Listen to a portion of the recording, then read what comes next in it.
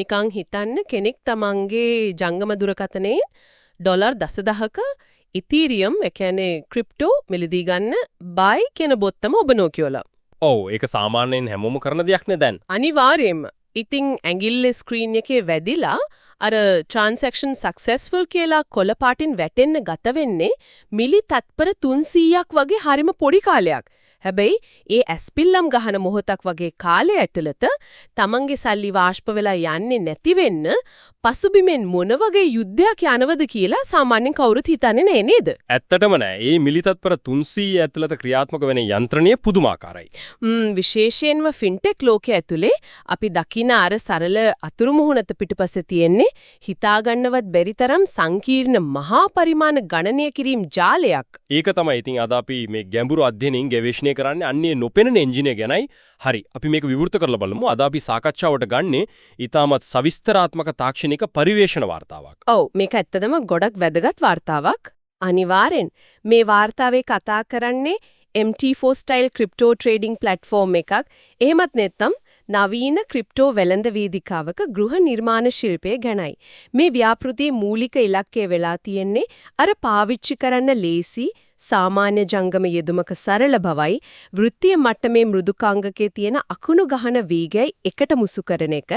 ඒ කියන්නේ මේ දෙකම තියෙන හයිබ්‍රිඩ් එහෙමත් නැත්නම් දෙමුහුන් පද්ධතියක් නිර්මාණය කිරීම ගැන තමයි මේකේ තියෙන්නේ. මෙහෙමයි මේ වගේ පද්ධතියක් සැලසුම් කරද්දී මෘදුකාංග ඉංජිනේරුවන්ට මුහුණ දෙන්න වෙන ලොකුම අභියෝගය තමයි දත්ත ගලාගෙන යන වේගය සහ ඒ දත්තවල තියෙන මූල්‍යමය නිවැරදි භාවය කියන කාරණා දෙක බැලන්ස් කරන එක. ඒ කියන්නේ වේගය වැඩි කරන්න ගියොත් නිවැරදි බව අඩු වෙන්න පුරුවන් කියන එකද? ඔව් හරියටම වේගය ඕනෑට වංගා වැඩි කරන්න ගියොත් හරියටම සතේට ගණන් හදන එක මගහැරෙන්න පුරා. ඒ වගේම ගණනය කිරීම ගැනම විතරක් හිතුවොත් ඇප් එකේ වේගය අඩාල වෙලා ප්‍රස්තාර හිර වෙන්න පුරුවන්. ඉතින් මේ පරිේශන වාර්තාවෙන් පියවරෙන් පියවර පැහැදිලි කරන්නේ මේ ප්‍රතිවිරුද්ධ බලවේග දෙක කොහොමද එකට වැඩ කරන්න සලස්වන්නේ කියන එකයි. මේ විසඳුම කුයිතරම් වටිනවද කියලා තේරුම් ගන්න නම් අපි ඉස්සෙල්ලම බලන්න ඕනේ වර්තමාන ක්‍රිප්ටෝ වෙළඳපොලේ තියෙන සැබෑ හිඩැස මොකක්ද කියලා. වාර්තාවට අනුව අද වෙද්දී මේ වෙළඳපොළ ප්‍රධාන වශයෙන් කොටස් තුනකට කැඩිලා තියෙන්නේ. ඔව් ඒක පැහැදිලිවම පේන තියෙන දෙයක්. පළවෙනි එක තමයි රීටේල් ඇප්ස්. එහෙමත් නැත්නම් සාමාන්‍ය යෙදුම්. ඒ කියන්නේ සාමාන්‍ය පරිශීලකයන් ඉලක්ක කරගෙන හදපු Coinbase, Robinhood වගේ ඇප්ස්. මේවායේ අතුරු මූණත හරිම ලස්සනයි. පාවිච්චි කරන්නත් ලේසි. හැබැයි මේවායේ දත්ත ගලා යාමේ පැහැදිලි ප්‍රමාදයක් එමත් නැත්නම් ලෑග් එකක් තියෙනව නේද? පැහැදිලිවම තියෙනවා. ඒ වගේ රීටේල් ඇප්ස් නිර්මාණය කරලා තියෙන්නේ සාමාන්‍ය කෙනෙකුට ඉක්මනින් ආයෝජනයක් කරන්න මිසක් තත්පරයෙන් පංගුවට වෙනස් වෙන මිල ගණන් එක්ක ඩේ ට්‍රේඩින් කරන්න නෙවෙයි. ඒ කියන්නේ ඒවා හදලා තියෙන්නේ පවර් යූසර්ස්ලාට නෙවෙයි. ඔව්. ඒ ඇප්ස් වල පිටුපස තියෙන සර්වර්ස් වලට එකවර මිලියන ගාණක් දෙනාගේ දත්ත යාවත්කාලින කරන්න වෙන නිසා උසස් තාක්ෂණික දර්ශක අර අපි කියන ටෙක්නිකල් ඉන්ඩිකේටර්ස් ලබා දෙන්න ඒ අයට අපහසුයි. ඒ වගේම මේවායේ ගනුදෙනු ගාස්තුත් සෑහෙන ඉහළයි. හරි. ඒකෙන් බේරෙන්න ඕනේ නම් ඊළඟට යන්න වෙන්නේ දෙවෙනි කාණ්ඩයට. ඒ තමයි ප්‍රෝ ටර්මිනල්ස්. අර MT4, MT5 නැත්නම් ට්‍රේඩින් view වගේ වෘත්තීය මට්ටමේ වේදිකා. මේවායේ කිසිම දත්ත ප්‍රමාදයක් නැහැ. ඊටමත් සංකීර්ණ ඇල්ගොරිතම් ක්‍රියාත්මක කරන්න පුළුවන්. හැබැයි ඒව පාවිච්චි කරන්න ලේසි නෑ නේද? ඒකනේ ප්‍රශ්නේ. මේවා හරියට ගුවන් යානයක නියම කුටියක් වගේ. බොත්තම් ප්‍රස්තාර දහසකුත් එක තියෙනවා. සාමාන්‍ය කෙනෙකුට මේවා පාවිච්චි කරන්න තේරෙන්නේ නෑ. අනික මේවා ප්‍රධාන වශයෙන්ම ඩෙස්ක්ටොප් පරිගණක ඉලක්ක කරගෙන හදුපුවා නිසා ජංගම දුරකථනයකින් මේවා පාලනය කරන එක මහා වදයක්. ඒක සම්පූර්ණ ඇත්ත. ඊට පස්සේ වාර්තාවේ කතා කරන තුන්වෙනි කාණ්ඩය තමයි සිග්නල් ඇප්ස්. එමත් නැත්නම් අනුන්ගේ ගනුදෙනු කොපි කරන්න හදපු වේදිකා 3කොමස් වගේ ඇප්ස් මෙතනට උදාහරණ විදිහට ගන්න පුළුවන්. අර සෝෂල් ට්‍රේඩින් වගේ දේවල්ද? ඔව් ඒ වගේ තමයි. මේවයින් අනිත් අයගේ ට්‍රේඩින් ස්ට්‍රැටජිස් ස්වයංක්‍රීයව ක්‍රියාත්මක කරන්න පුළුවන් උනත් ලොකුම දුර්වලතාවය තමයි මේවායේ ප්‍රස්තාර හරියට බලාගන්න බැරි එක. ප්‍රස්තාරයක් විශ්ලේෂණය කරන්න ඕනේ නම් ඇප් එකෙන් එළියට ගිහින් වෙනත් වේදිකාවකට යන්න සිද්ධ වෙනවා. ඒ වගේම API keys කළමනාකරණය කරන එක තාක්ෂණික දෙනුමක් නැති කෙනෙකුට හරිම අවදානම් වැඩක්. ඉතින් මේ තවේෂණ වාර්තාවෙන් ගෙනෙන යෝජිත විසඳුම තමයි මේ ලෝක තුනේම තියෙන හොඳම දේවල් එකතු කරලා එක තැනකට ගේන එක. ඒ කියන්නේ MT4 එකේ තියෙන ගැඹුරු ප්‍රස්තාර හැකියාවන් අර ඩීප් charting පහසුකම් කෙලින්ම Android ජංගම යෙදුමකට ගේන එක. මාරයි නේද ඒක? ඔව් ඒත් එක්කම ආයතනික මට්ටමේ ඉහළ API උදාහරණයක් විදිහට Coinbase Advanced Trade API එක හරහා ගනුදෙනු ක්ෂණිකව කරන්න පුළුවන් පසුබිමක් හදනවා. මේක හරියට වාහන වළඳපොලක් වගේ එක්කෝ අපිට තියෙන පදවන්න ලේසි හැබැයි වේගය අඩු සාමාන්‍ය කාර්යයක්. නැත්තම් පදවන්න අමාරු සංකීර්ණ රේසින් කාර්යයක්. මේ වார்த்தාවෙන් කියන්නේ ඒ දෙකේම හොඳම ලක්ෂණ එකතු කරපු සුපිරි වාහනයක් හදන හැටි නේද? මෙහිදී වඩාත් සිත් ගන්නා කරුණු නම් ওই කීප කොටස් දෙකේම තියෙන ප්‍රබලම ලක්ෂණ කිසිම බාධාවකින් තොරව එකට ගැටගසන ආකාරයයි. වෘත්තීය මට්ටමේ මෙවලම් ජංගම දුරකථනයක් ඇතුලේ කිසිම ප්‍රමාදයකින් තොරව ක්‍රියාත්මක වෙන්න සලස්වන එක ලේසි පහසු ඉංජිනේරු කාර්යයක් නෙවෙයි.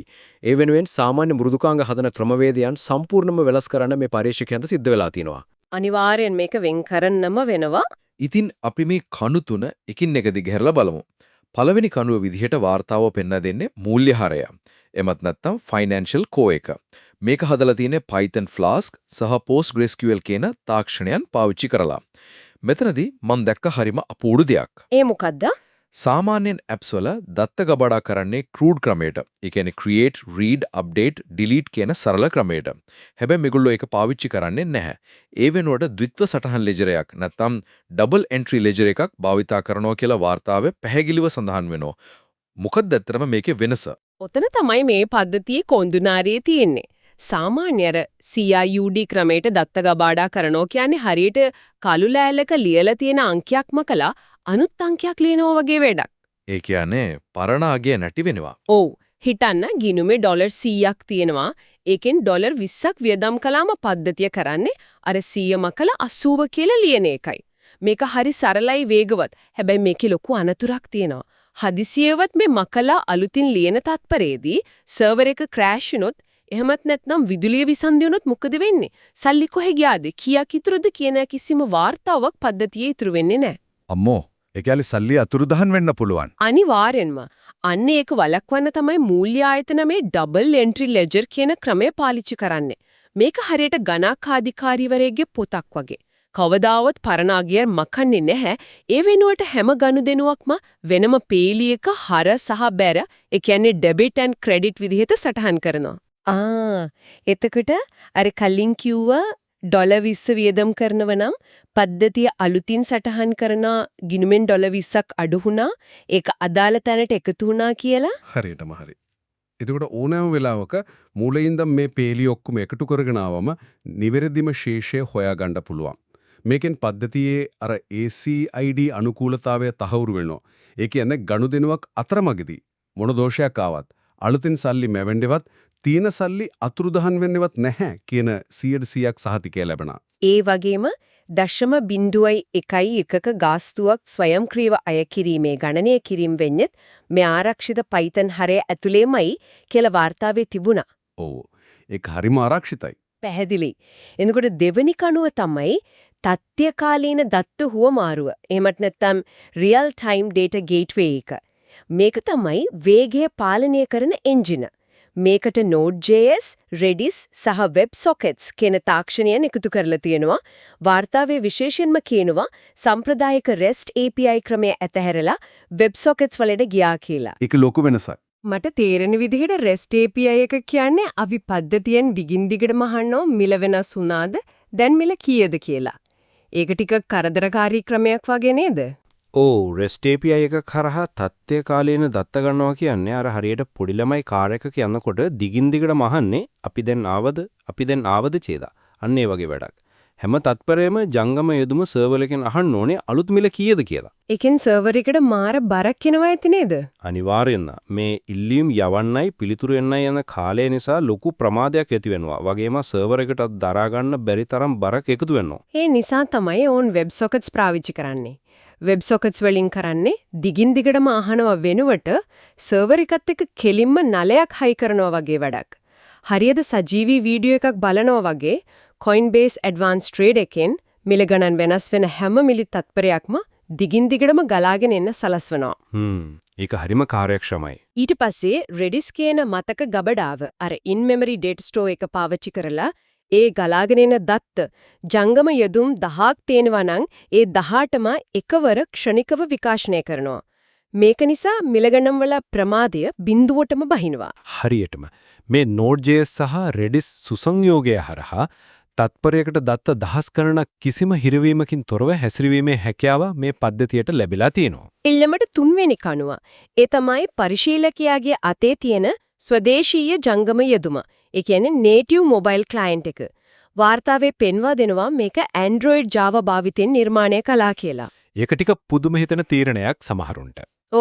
අද කාලේ ගොඩක් අය React Native හෝ Flutter වගේ cross platform තාක්ෂණයන් පාවිච්චි කරද්දී ඇයි මේගොල්ලෝ පරණ ක්‍රමයටම native app එකක් හදන්න තීරණය කළේ? ඒකට හේතුව තමයි ප්‍රමාදය එහෙමත් නැත්නම් latency එක. අර React Native හෝ Flutter වගේ තාක්ෂණයන් පාවිච්චි කරලම කේතය ක්‍රියාත්මක වෙද්දී ජංගම දුරකථනීය දෘඩාංග නැත්නම් hardware එක කතා කරන්න අතරමැදි පාලමක් හරහා යන්න සිද්ධ වෙනවා. bridge එකක් හරහා යන්න ඕනේ. ඔව්.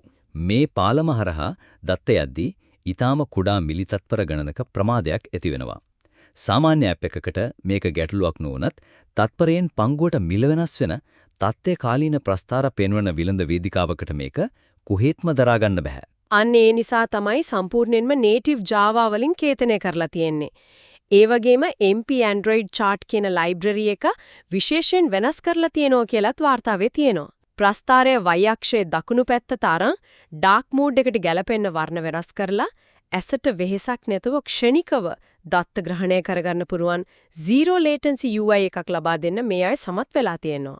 ඒක පාවිච්චි කරන කෙනාට ලොකු පහසුවක්. හැබැයි ඉතින් මට මෙතනදී ලොකු ප්‍රශ්නයක් මතුවෙනවා. Python හරහා මූල්‍ය කටයුතු, Node.js හරහා දත්ත ගලා යාම සහ Java හරහා අතුරු මුහුණත මේ වගේ දැවැන්ත තාක්ෂණයන් තුනක් එකවර කළමනාකරණ කරද්දී පද්ධතිය බිඳ වැටීමේ අවදානමක් එන්නේ නැද්ද? මේකෙන් එකක් හරි බිඳ වැටුනොත් මුළු පද්ධතියම කඩාගෙන වැටෙනව නේද?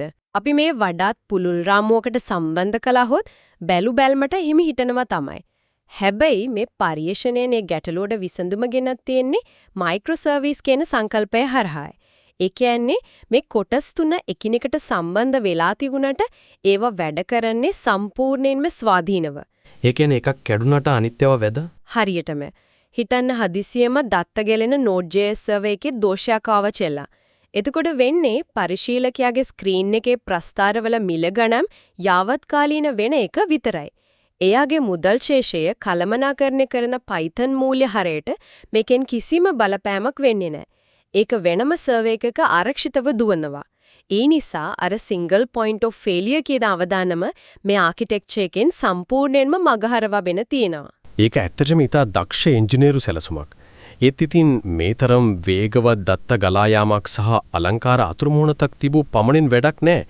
තත්පරෙන් පංගුවක්කදී සිදුවන ගනුදෙනුවක් කිසිදු දෝෂයකින් තොරව සටහන් වෙනව කියලා තහවුරු කරගන්න බැරි නම්. ආරක්ෂාව තමයි වැදගත්ම දේ. අපි ඊළඟට බලමු මේ වාර්තාවේ කතා කරන ගනුදෙනු ක්‍රියාත්මක කිරීමේ ප්‍රොටෝකෝලය ගැන.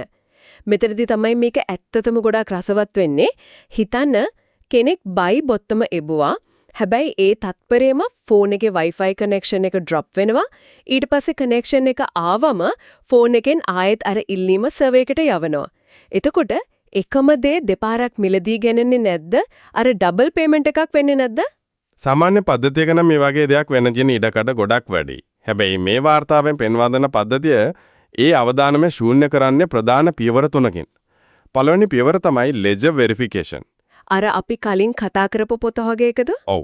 අර අපි කලින් කතා කරපු ගණකාධිකාරිවරයාගේ පොත වගේ තියෙන ඩබල් එන්ට්‍රි ලෙජර් එක පාවිච්චි කරලා ගනුදෙනුවක් කරන්න කලින් ඒ මොහොත වෙනකන් තියෙන සියලුම හර සහ බැර සටහන් එකතු කරලා ඇත්තටම ගිණුමේ සල්ලි තියනවද කියලා තත්පරයෙන් පංගුවකට පෙර ගණනය කරලා බලනවා. එතකොට දෙවනි පියවර විදිහට වාර්තාවේ තියෙන්නේ interpotent execution කියන සංකල්පය.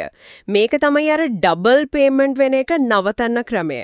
මෙතනදී පද්ධතිය UUIDs එහෙම නැත්නම් අද්විතීය හැඳුනුම් අංක භාවිතා කරනවා.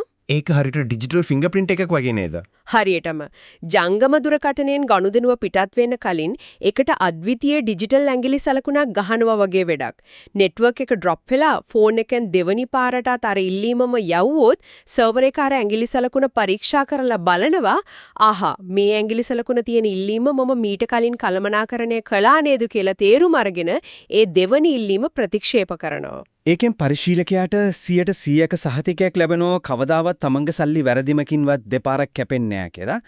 මූල්‍ය කටයුතු වලදී දත්තවල අනුකූලතාවය, ඒ කියන්නේ data consistency එක වේගයට වඩා ගොඩක් වැදගත්. තුන්වෙනි පියවර තමයි synchronous settlement. මේකත් හරිම වැදගත්. ජංගම යෙදුමෙන් ඉල්ලීම කාපු ගමන් පද්ධතිය ඒක තමන්ගේ ඇතුලේ තියෙන ලෙජරේ ලියාගන්නේ නැහැ. අයියේ ඒ වෙනුවට ඒ ඉල්ලීම කෙලින්ම Coinbase වගේ ප්‍රධාන හුවමාරුවකට යවනවා. ඊට පස්සේ Coinbase එකෙන් සම්පූර්ණ ගනුදෙනුව සාර්ථකයි කියලා හරියටම මිලදී ගත්තු ප්‍රමාණය අයකල ගාස්තුව සතේටම ගණනය කරලා fill payload එකක් එහෙමත් නැත්නම් තහවුරු කිරීමේ සහතිකයක් එව්වට පස්සේ විතරයි පද්ධතියේ අභ්‍යන්තර ලෙජරේ එක සටහන් කරන්නේ. අනිවාර්යයෙන්ම. මොකද වේගයෙන් ගනුදෙනුවක් සටහන් කරනවට වඩා ඒ සටහන් කරන දත්තය 100% නිවැරදි කියන එක තමයි මූල්‍ය ලෝකයේ වැදගත්ම දේ. මේ පියවර 3 හරහා මේ පද්ධතිය වේගය වගේම උපරිම මට්ටමේ ආරක්ෂාවකුත් සපයනවා. ඉතින් මේ තාක්ෂණික කාරණා දිහා බැලුවාම මේ පද්ධතිය කිසිම දෝෂයක් නැති පරිපූර්ණ එකක් විදිහට පේනවා. ඒත් අපි දැන් මේ සාකච්ඡාවේ අලුත් මානයකට හැරෙන්නයි යන්නේ. තාක්ෂණික වශයෙන් පද්ධතිය කොතරම් පරිපූර්ණ වුණත් සැබෑ ලෝකයේදී ඩොලර් දහස් ගණනක් කළමනාකරණය කිරීමේදී ඇතිවන නීතියම අභියෝග බොහොමයි නේද? ඔව් මෘදුකාංගයක් හදනවා වගේ නෙවෙයි වෙනත් මිනිස්සුන්ගේ සල්ලි එක්ක ගනුදෙනු කරන එක නීතියෙන් ගොඩක් තදින් පාලනය වෙන දෙයක්. විශේෂයෙන්ම ඇමරිකාව වගේ රටවල. මේ යොමු කරන්නේ අන්නේ අවදානම් කළමනාකරණය සහ නීතියමය පසුබිම ගැන.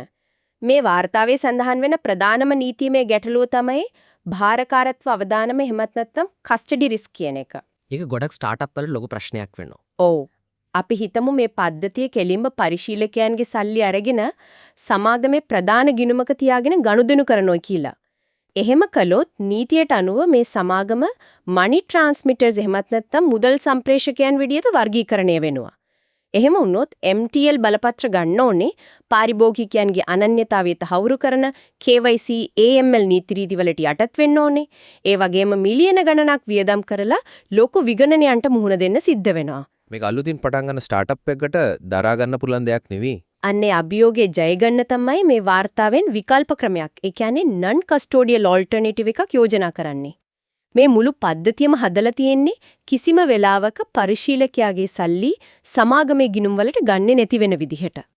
ඒ කියන්නේ සල්ලි ඒගොල්ලෝ ගාව තියාගන්න නැහැ. නෑ. ඒ වෙනුවට OOET එහුණ නැත්නම් API key ආකෘතියකට මාරු වෙන්න කියලා ඔවුන් යෝජනා කරනවා. ඒ කියන්නේ පරිශීලකයාගේ පුද්ගලික Coinbase ගිණුමට මේ අපේ ජංගම යෙදුම කෙලින්ම සම්බන්ධ වෙන එක නේද? එතකොට වේදිකාව ක්‍රියා කරන්නේ හුදෙක් දත්ත පෙන්වන සහ ගනුදෙනු යොමු කරන මාර්ගයක් නැත්නම් රවුටිං එන්ජින් එකක් විදියට පමණයි. ඒ නිසා සමාගම කවදාවත් සල්ලි අල්ලන්නේ නැහැ. නීතියමය ප්‍රශ්න එන්නෙත් නැහැ. හරියටම හරි. හැබැයි ඉතින් මට මෙතන ලොකු ප්‍රශ්නයක් තියෙනවා. පද්ධතියේ මූල සැලැස්ම වෙනස් කරලා මෙලෙස API key මාදිලියකට යාමෙන් යම් ආකාරයක පසුබැසීමක් සිදු වෙනව නේද? මොකද ක්‍රිප්ටෝ වෙළඳපොලේ ලොකුම ආදායම එන්නේ ගනුදෙනු වලින් ගන්න කොමිස් මුදලෙන්. සමාගමක් සල්ලි අල්ලන්නේ නැත්නම් ඔවුන්ට කොමිස් මුදලක් කපා ගන්නත් බැහැනේ. එතකොට මේ තරම් දැවැන්ත වේගවත් තාක්ෂණයක් හදලා ඒකෙන් සල්ලි හොයන්නේ කොහොමද? මේක ව්‍යාපාරයක් විදියට අසාර්ථක නැද්ද? මීට අදාළව ඊටා වැඩගත් ප්‍රශ්නයක් මතුවෙනවා. බැලුබැල්මට මේක ලොකු ආදායමක් අහිමි කර ගැනීමක් වගේ පෙනුනත් ව්‍යාපාරික දෘෂ්ටිකෝණයකින් බැලුවව මේක ඊටමත් දක්ෂ උපාය මාර්ගික තීරණයක්. නීතිමය බාධාවල හිර වෙලා බලපත්‍ර ගන්න අවුරුදු ගණනාවක් සහ මිලියන ගණනක් නාස්ති කරනවා වෙනුවට ඊටා ඉක්මනින් ව්‍යාපාරයක් විදිහට වෙළඳපොළට පිවිසෙන්න මේකෙන් ලොකු පිටිබහලක් ලැබෙනවා.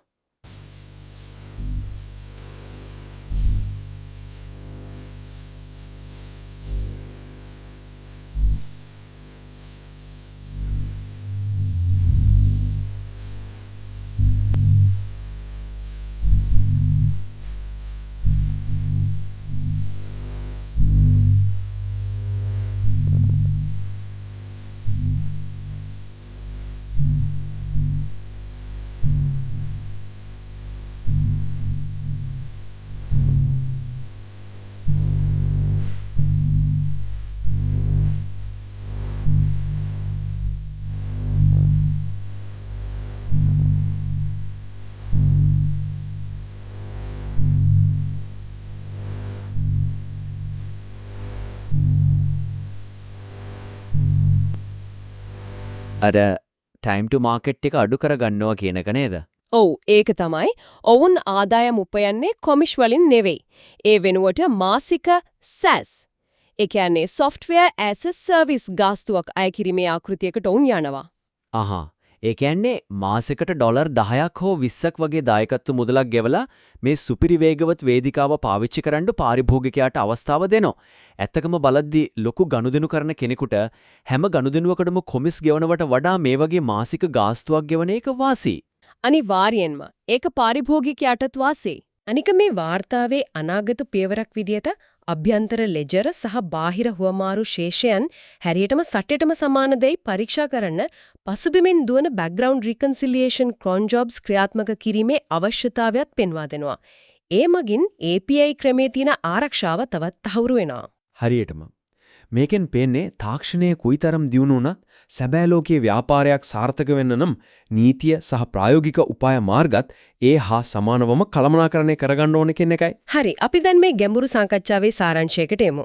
අද අපි මේ පරිේශන වාර්තාවෙන් කතා කළේ සාමාන්‍ය ආයෝජකයාට සහ වෘත්තීය වෙළෙන්දාට අතර තියෙන ලොකු හිඩැසක් පුරවන අලුත්ම නව්‍ය වේදිකාවක් ගැනයි. මේක පිටුපස තියෙන Node.js සහ Redis මගින් ලබා දෙන අකුළු ගහනවා වගේ වේගවත් දත්ත ගලා යාමක්. ඒ වගේම අර Python සහ PostgreSQL වල ඩබල් එන්ට්‍රි ක්‍රමය හරහා සහතික කරන කිසිම දෝෂයක් නැති මූල්‍යමය නිවැරදි භවයක් තියෙනවා. ඒකම නීතියම අවිමෝබිම අගහරින SaaS ව්‍යාපාරික ආකෘතියක්. මේ තුනේම එකතුවෙන් තමයි මේ විශිෂ්ට පද්ධතිය ගොඩනැගිලා තියෙන්නේ. ඉතින් ඊළඟ වතාවේ ජංගම දුරකථනයෙන් මොන හරි ගනුදෙනුවක් තනි ක්ලික් කිරීමකින් එහෙම නැත්නම්